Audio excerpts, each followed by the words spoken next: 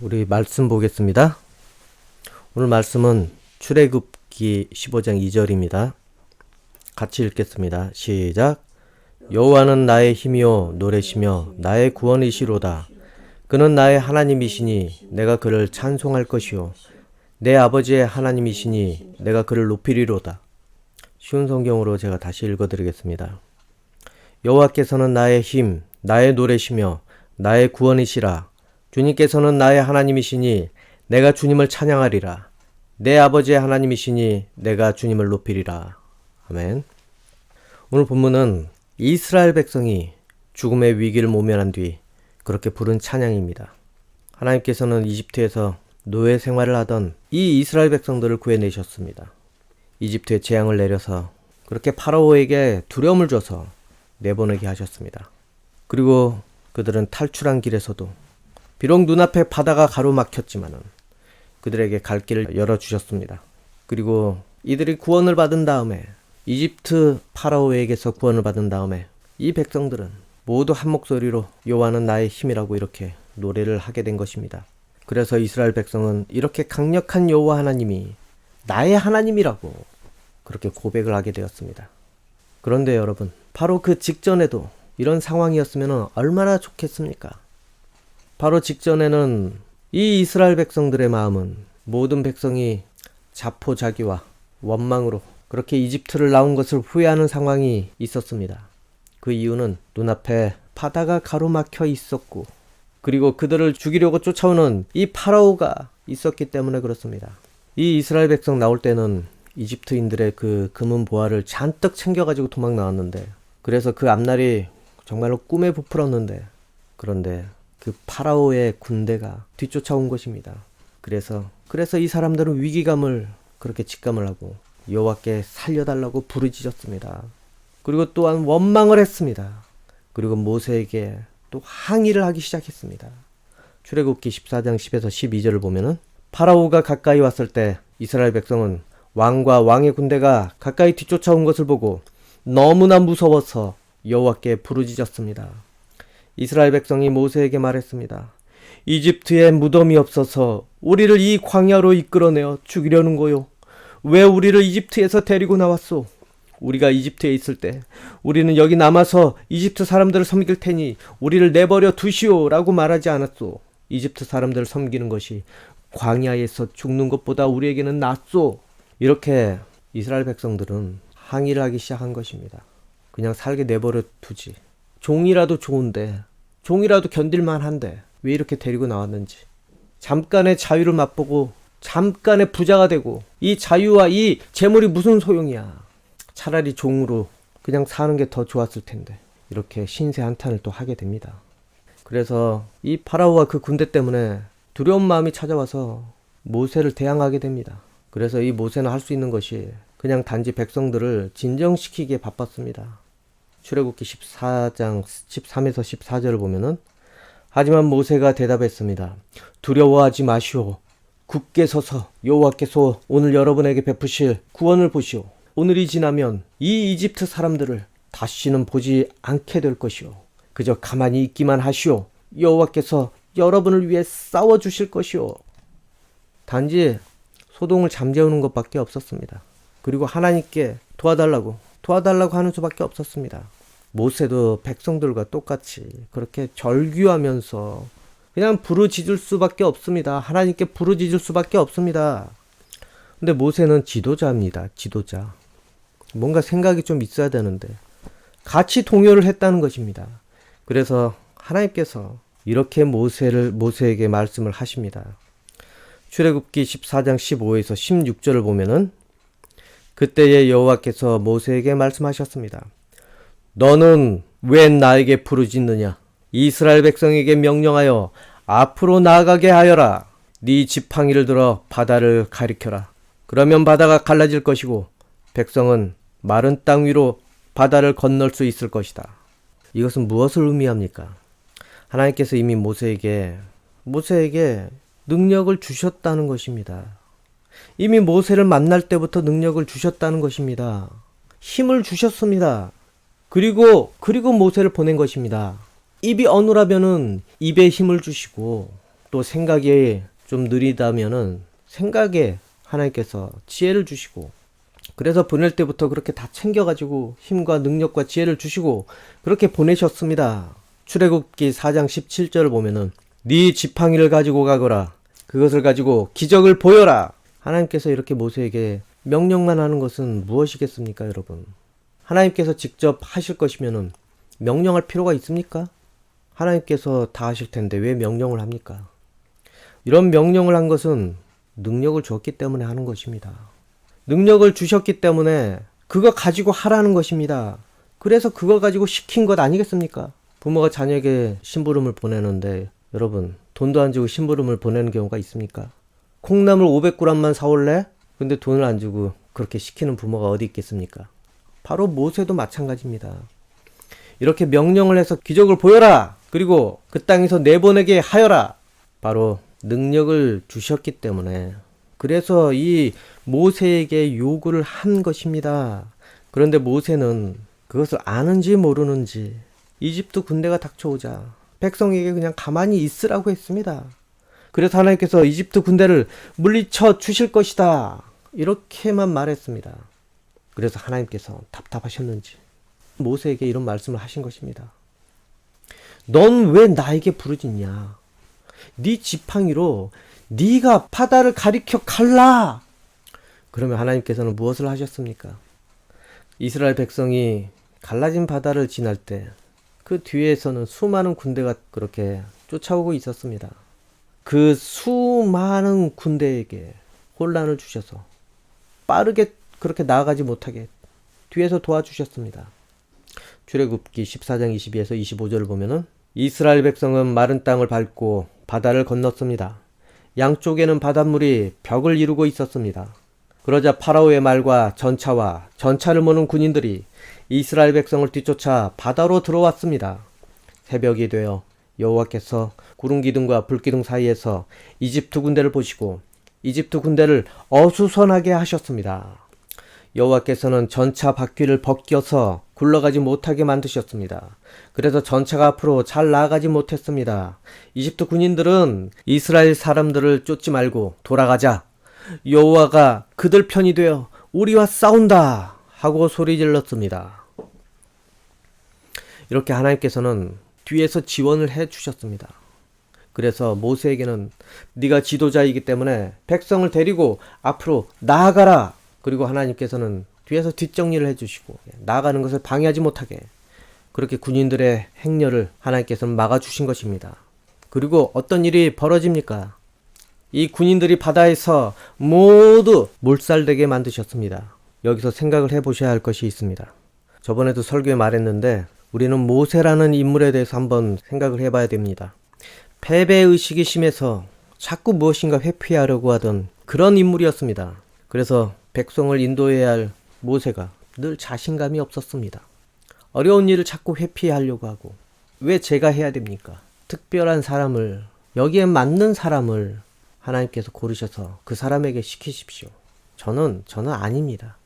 그리고 처지가 그 백성에게 가서 뭐 이래라 저래라 할 처지도 아니고 도망 나왔기 때문에 아마 어쩌면은 하나님께서 자꾸 이렇게 모세에게 신기한 기적을 직접 소신껏 하게 만드신 것은 이 모세를 이스라엘 백성에게 무엇인가 각인을 시키기 위해서 그렇습니다.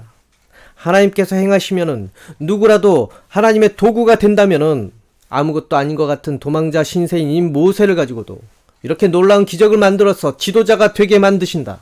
하나님께서는 이것을 백성들에게 보여주기 위해서 그런 것이 아니겠습니까?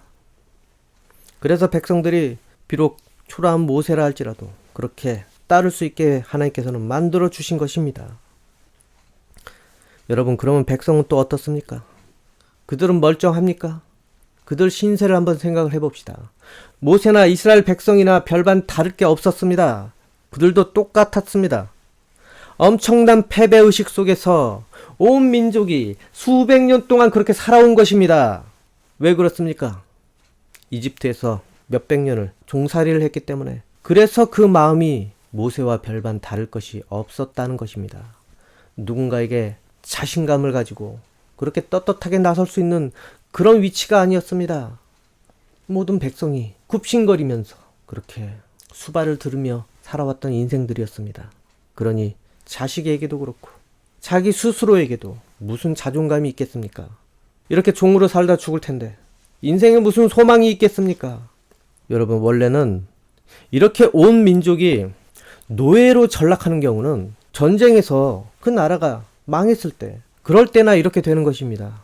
하필이면은 우리 조상들이 조그만 나라도 아니고 이 거대한 이집트 제국에 그렇게 자리를 잡아가지고, 그래서 그들은 하나님 탓, 조상 탓을 자동으로 매일 저녁 반찬을 먹듯이 그렇게 마음에서 입에서 튀어나왔을 것입니다. 그래서 하나님에 대해서 어떻게 생각을 했겠습니까? 우습게 생각을 하지 않았겠습니까? 자기들이 초라하니까 이렇게 내버려 두신 하나님에 대해서도 정말로 초라하게 생각을 했을 것입니다. 그리고 자신들 처지도 어디에 인정받지 못하는 그런 존재로 여기면서 패배의식 속에서 그렇게 살아왔을 것입니다. 그러면서 서로를 대할 때도 이랬을 것입니다. 서로 같은 민족끼리도 그게 되겠어? 우리가 뭘 할 수 있어? 우린 종이야, 종. 우리는 계속 이렇게 살다가 여기서 종으로 끝나. 희망을 그냥 밟아버리고. 그들의 삶의 전반에는 이런 노예 근성이 자리를 잡아서, 그래서 그들의 삶의 여러 가지를 아마 영향을 주었을 것입니다. 그런 중에 하나님께서는 모세를 보내셨습니다. 그리고 하나님께서 찾아오셨습니다. 이후에 하나님께서는 이제 이집트 그곳에서 너희를 구해내겠다고 그렇게 사람들에게 말씀을 하셨습니다. 그리고 말씀으로 끝났습니까? 엄청난 능력을 보이셔서 이스라엘 민족뿐만 아니라 이집트 민족까지도 그렇게 놀랄 정도로 하나님께서는 힘과 능력을 보이셨습니다. 너희가 그동안 나를 우습게 여겼지만은 이제는 보거라. 너희가 무시하던 노예들의 신이 바로 여호와다. 정말로 그런지 보자. 놀라운 능력을 보이셨습니다. 출애굽기 7장 5절을 보면은 내가 나의 큰 능력으로 이집트에 벌을 내리고 이스라엘 백성을 그 땅에서 인도해 낼 때에야 비로소 이집트 사람들은 내가 여호와인 줄을 알게 될 것이다. 이집트 백성들아, 이스라엘의 이 히브리인들이 니들 종노릇 한다고 해서 하나님까지 그런 줄 알았냐? 이렇게 하나님께서 보란 듯이 이집트 백성에게 하나님께서 얼마나 전능하신지 그 능력을 하나님께서는 드러내셨습니다. 여러분, 하나님께서는 다 숨은 뜻이 있으셨습니다. 그래서 이렇게 하나님께서는 차근차근 준비를 하고 그 다음에 그 백성에게 다가오신 것입니다. 모세, 그 80의 나이가 다 돼서 하나님께서 가라고 하신 것입니다. 가서 이스라엘 백성을 구해내라. 내가 능력을 다 줬으니까 가. 모세는 거기에서 쫓겨 도망간 그런 사람인데, 젊었을 때도 힘든데 이 나이 80이 넘어서 그렇게 또 하나님께서 사용하시니까 또 사용이 됩니다, 여러분.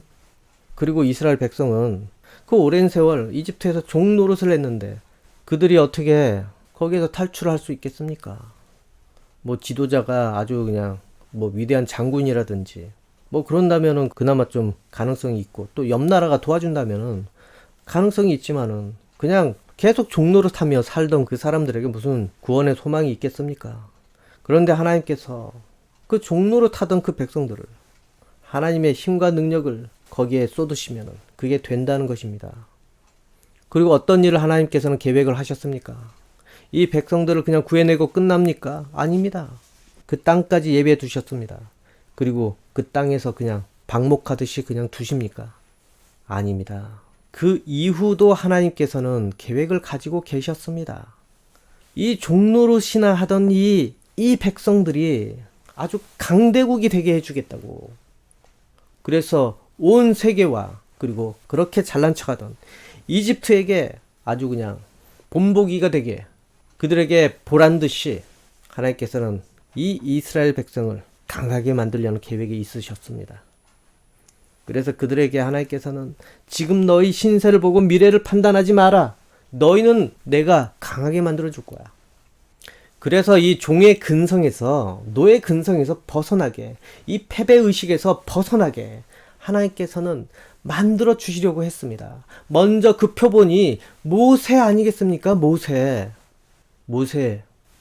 능력을 얻으니까 되잖아. 80의 나이에, 80의 나이에 되잖아. 그래서 하나님께서는 이 패배의식에 그렇게 사로잡혀서 도망가 있는 이 모세에게 그렇게 찾아오셔서 능력을 주시고 보낸 것입니다. 그리고 이것이 표본이 돼서, 이게 샘플이 돼서 이스라엘 백성도 그렇게 만들어 줄 것이라고. 그래서 그들에게 이런 소망을 주시고, 하나님께서는 미래에 대한 그 꿈과 같은 청사진을, 그리고 그 하나님의 계획을 그렇게 말씀을 해 주신 것입니다. 신명기 28장 1에서 2절을 보면은, 여러분은 여러분의 하나님 여호와께 온전히 복종하시오. 내가 오늘 여러분에게 주는 여호와의 모든 명령을 부지런히 지키시오. 그러면 하나님 여호와께서 여러분을 땅 위의 어떤 민족보다 더 크게 해 주실 것이오. 하나님 여호와께 복종하시오. 그러면 이 모든 복이 여러분에게 찾아올 것이오. 이것은 모세가 백성들에게 한 말입니다. 백성들아, 하나님께 복종해라.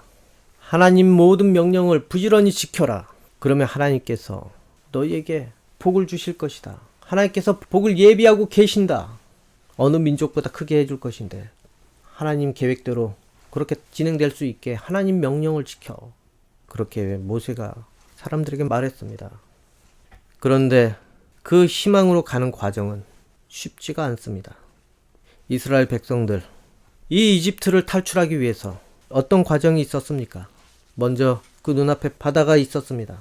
그리고 뒤에는 이집트 군대가 쫓아와서 목숨을 위협하면서 죽이려고 했습니다. 그리고 이 바다를 지나면은 또 무엇이 기다립니까? 어떤 과정이 기다리고 있습니까? 광야가 기다리고 있었습니다. 물도 없고 먹을 것도 없는 그 광야가 있었습니다. 그런 모든 과정을 지나고 나서야 이런 복은 기다리고 있는 것이었습니다.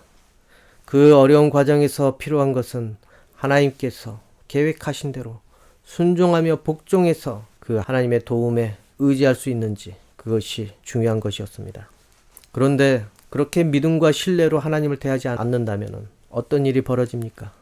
별것 아닌 것 같은 지나가는 과정일 뿐이었는데, 하나님을 신뢰하지 않고 이 패배의식에 사로잡힌 그 인생 그대로 불신하고 원망하고 억울해하면서 그렇게 하나님을 대한다면 어떤 일이 발생합니까? 그 조금의 어려움만 감당하면 되는데, 하나님께서 준비한 약속의 것들을 멀리하게 만들 수밖에 없습니다. 여러분, 이스라엘 백성이 40년 광야길을 걸어가야 했습니다. 그런데 원래는 3개월이면 충분했습니다. 그것도 넉넉하게 잡아서 그렇습니다. 이스라엘 백성이 모세가 처음 떠나온 그 시내 산으로 다시 오게 되는 그런 기간은 3개월이었습니다.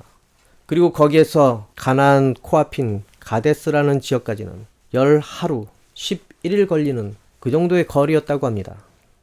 그래서 시내산까지 3개월, 나머지 11일 타이트하게 갔다면 어쩌면 3개월 안에 약속의 땅, 그 가나안에 도착했을 수도 있습니다. 그런데 여러 가지를 거쳐가면서 2년 정도 걸려서 그 가나안의 코앞인 가데스에 도착했습니다. 그렇게 2년 뒤에 도착을 하긴 했는데 바로 들어갈 수 있었습니까? 없었습니다. 참 안타깝게 무슨 일이 거기에서 터졌습니다. 어떤 일이 터집니까? 그들 마음에 자리 잡았던 패배의식의 모든 것이 엉망이 되어버린 것입니다. 거기에서 또 다른 시험을 만나는데, 그냥 하나님을 믿고 순응하고 모세가 지시하는 대로 그냥 쭉 들어갔으면 됐습니다. 그런데 그동안 참았던 여러 가지 불편함들, 그동안 참았던 여러 가지 힘들었던 모든 것들, 그런 것이 인내심을 잃어버리고 터져나오게 되었습니다. 패배의식 때문에, 또한 열등감 때문에 참을 수 없었습니다. 무엇을 참을 수 없었습니까? 두려움을 참을 수 없었고, 그동안 이렇게 힘들게 왔는데,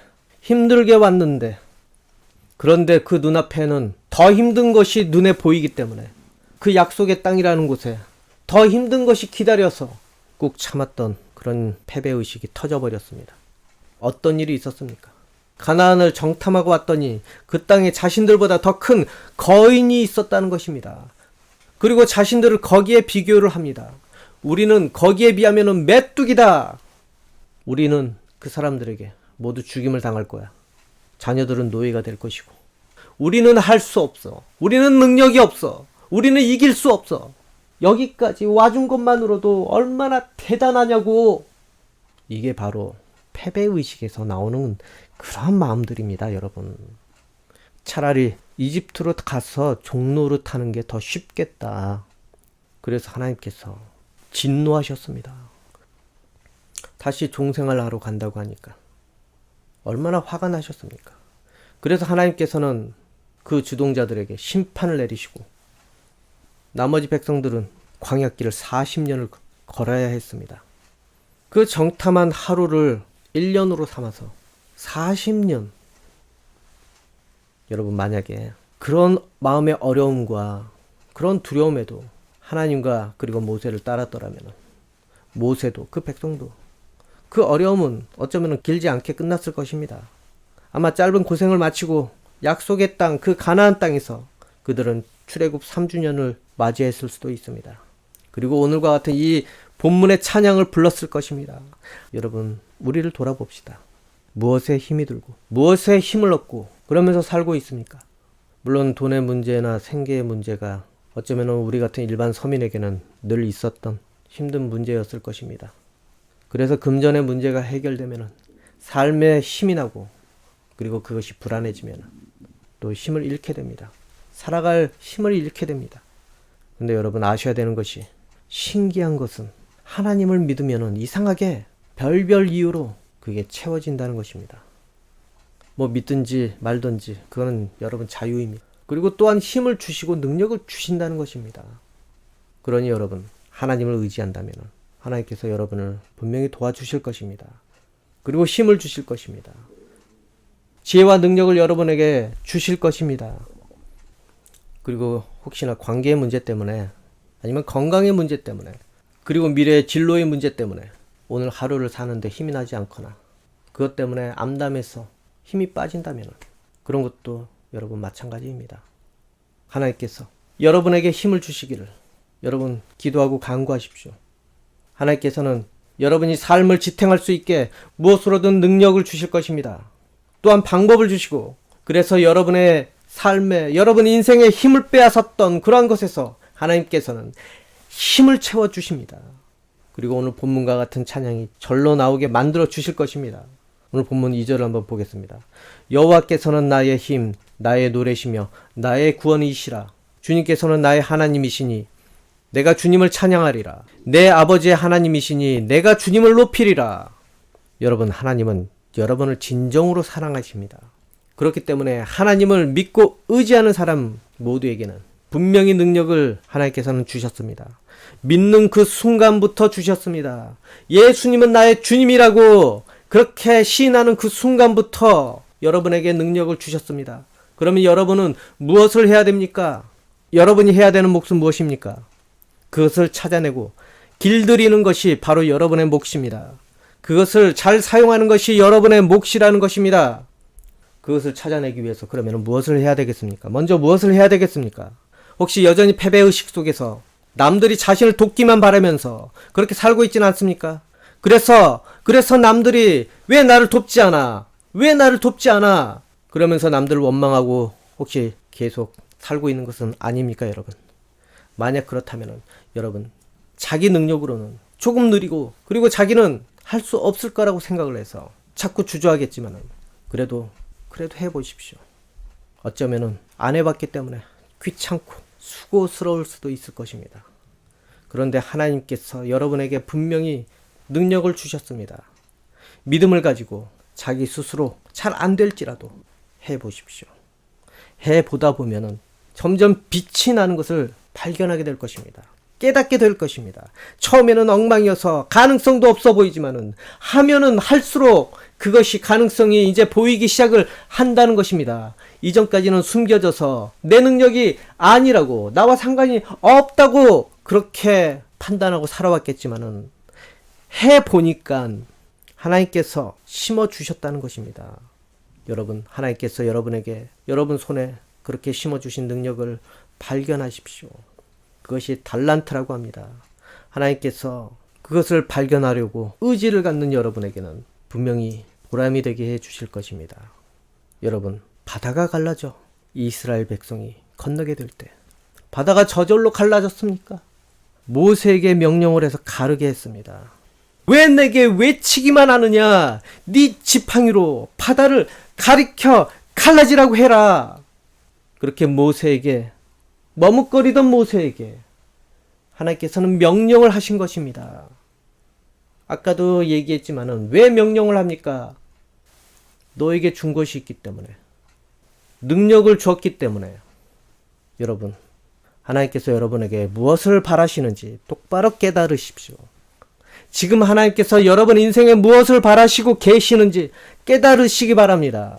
아무리 하나님을 믿는 그 믿음이 강하다고 할지라도 여러분 저절로 되는 것을 바라지 마십시오. 여러분의 그 손을 사용하셔서 여러분이 직접 하나님의 놀라운 능력을 맛보게 하신다는 것을 반드시 아십시오. 그리고 나서 빠르면 조금 늦추시고 또 재촉을 하시는 것입니다. 그러니 여러분, 해보지도 않고 남의 손만 기대하며 또 하나님께서 누군가를 통해 저절로 하게 하신다는 것, 그것만 생각을 하지 마십시오. 물론 그런 때도 있습니다. 다른 사람이 나의 도움이 돼서 그렇게 도와주는 경우도 있습니다. 그런데 여러분, 그것만 믿고 그것만 기대하면서 아무것도 안 하려고 하면은 여러분, 하나님께서 여러분에게 주신 능력은 드러나지 않게 됩니다. 여러분, 하나님께서는 여러분 마음 깊이 자리 잡고 있는 자신 없는 마음에 자신감을 주시기 위해서라도 때로는 여러분에게 힘과 능력을 숨겨두시고 그것을 스스로 발견하시길 그렇게 바라면서 여러분을 대하고 계시는지도 모릅니다. 그러니 여러분, 여러분이 바란다면은 기도를 하고 의지를 가지고 실행을 해보시기 바랍니다. 물론 늘 처음은 실망할 수밖에 없습니다. 그것이 처음에는 극복해야 되는 장애입니다, 여러분. 하지만은 그럼에도 불구하고 그 능력을 쓰면 쓸수록 결국에는 빛이 나는 능력이 되게 해 주십니다, 여러분.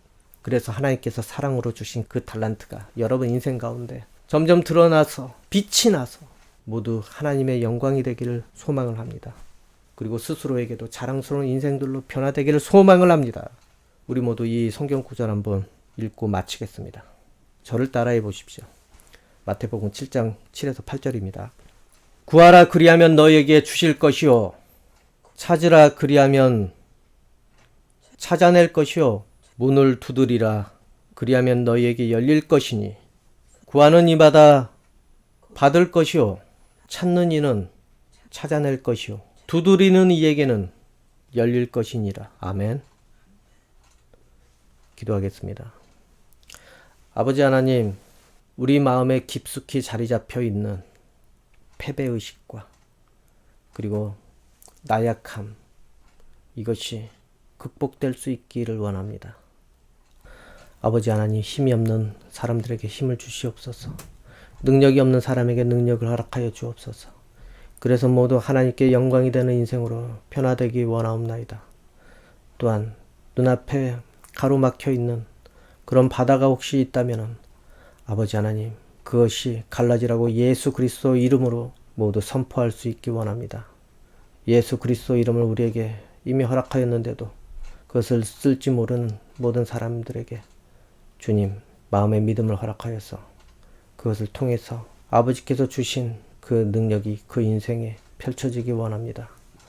아버지, 모든 낙심한 사람들에게, 수고한 사람들에게 위로를 주시고 그리고 그 열매로 하나님을 기쁘시게 하는 그런 인생들 되기를 원합니다. 예수님 이름으로 기도합니다. 아멘.